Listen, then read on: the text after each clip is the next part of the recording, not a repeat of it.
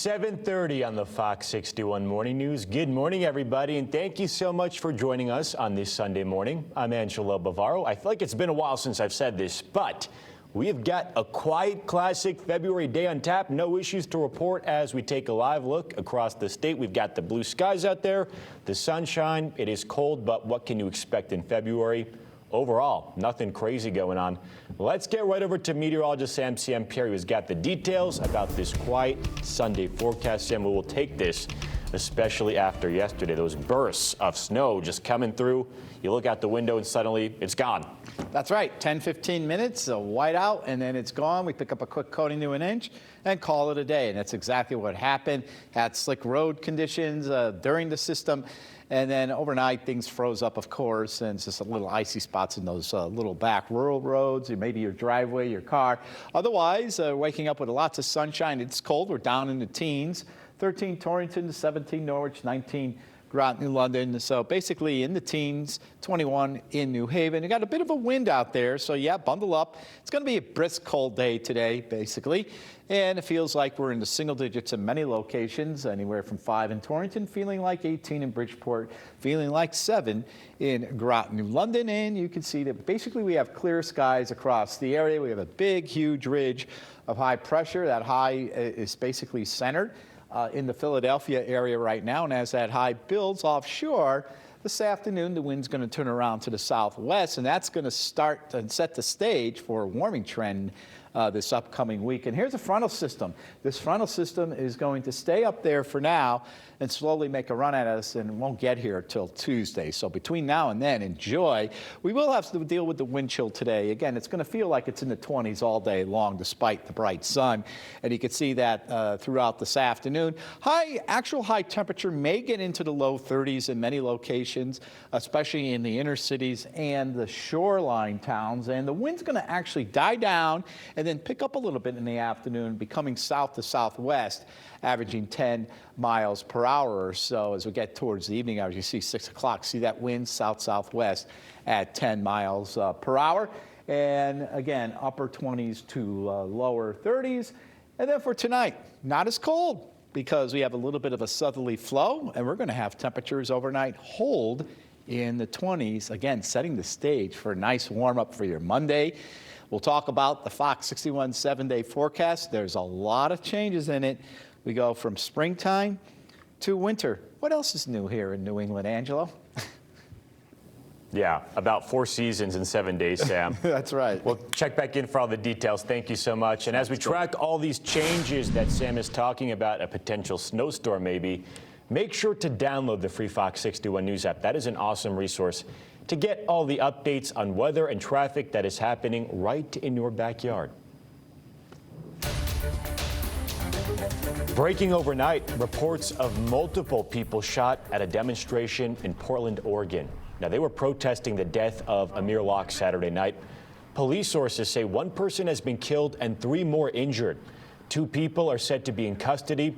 That shooting came just before a rally was due to begin at a park protesting the police-involved shooting death of Amir Locke. Locke was sleeping when he was shot to death by a SWAT team enacting a no-knock warrant on a Minneapolis residence. Turning now to some stunning video out of Miami as a helicopter crashes into the ocean just feet from the shoreline and nearby swimmers. This all happened just after 1 o'clock Saturday afternoon in Miami Beach.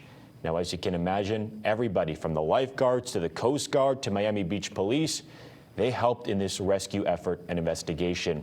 At least 2 of the 3 people on board were rushed to a nearby hospital. So far, no deaths are being reported from this crash. The FAA will be looking into what caused the chopper to go down. Officials in California also investigating a helicopter crash last night. A police chopper crashing right off the coast of Newport Beach in Orange County. According to a witness, the helicopter was seen spinning and rapidly falling into the water. Reports say 1 officer was killed and another is in critical condition. No word yet on how many people were in that chopper when it crashed. That investigation into the crash, that is still ongoing this morning. President Trump facing more legal issues after his attempts to toss out conspiracy lawsuits were rejected. A federal judge ruled the former president's words plausibly led to the riot on January 6th, and his speech during the rally before that riot were likely, quote, words of incitement not protected by the First Amendment.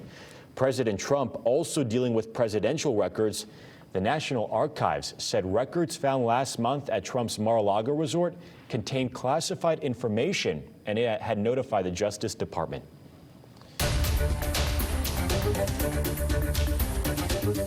It is being called the start of revenge travel. As Omicron wanes and the COVID pandemic winds down, Americans are eagerly booking vacations.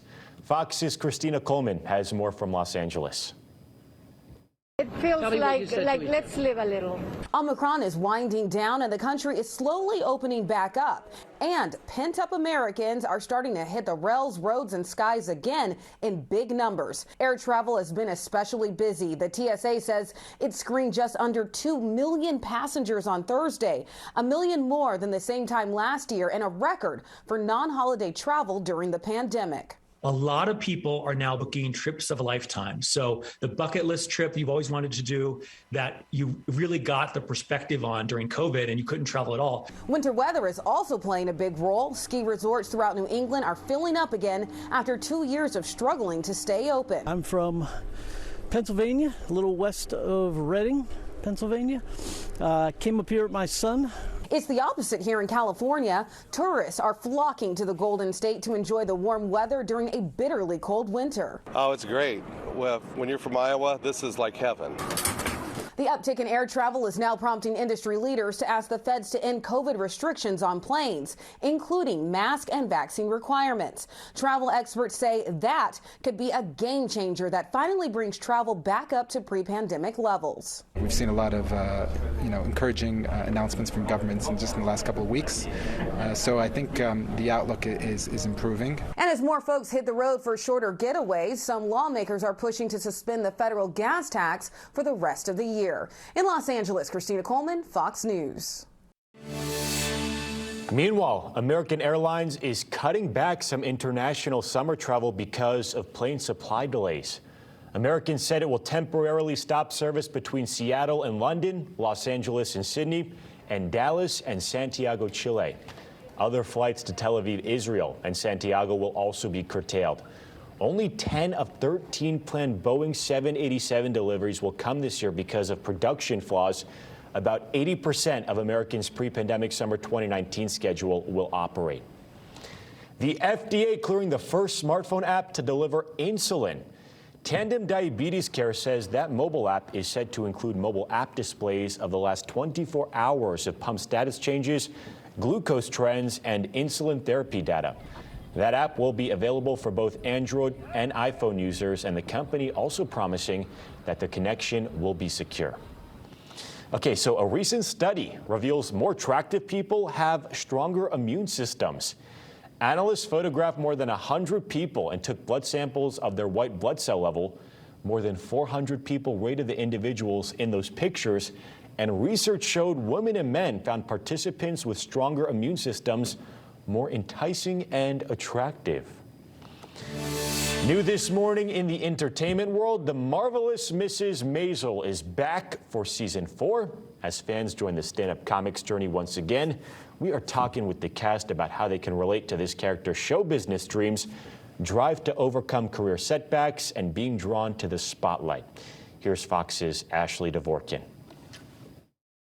Moving forward, we need a game plan. Agreed.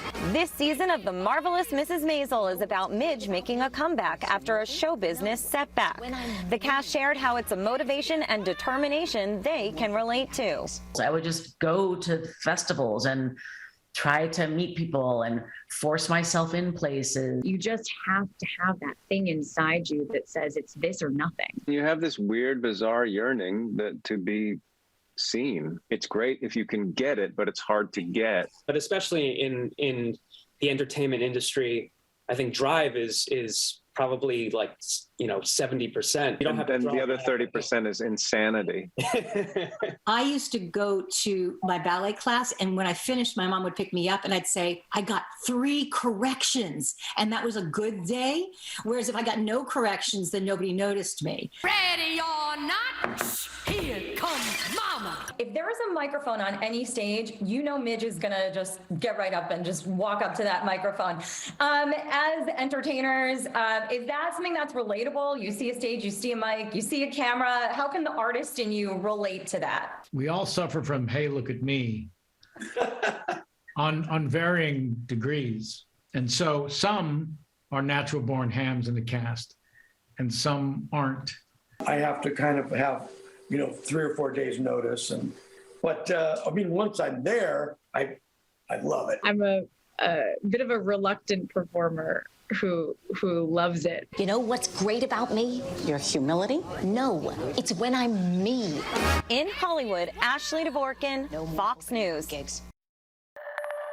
Back home now, the Greater Hartford St. Patrick's Day Parade is back on this year. People came together yesterday to honor the person of the year and the parade grand marshal. That reception is an annual tradition, but organizers decided to host a larger event since this year marks the 50th anniversary of the parade. This year marks the first parade in 2 years after the pandemic forced the cancellation of the event. This year, it just means so much more because we have all been on lockdown for the past 2 years, and we haven't been able to socialize. We haven't been able to be with people. We haven't been able to interact. And among those honorees, the president and the chief executive officer of Hartford Healthcare was named Person of the Year. And that actual parade will be held on March 12th. And of course, Fox 61 News going to bring you live coverage of the festivities that Saturday. So that is something to look forward to this St. Patrick's Day. All right, still to come here.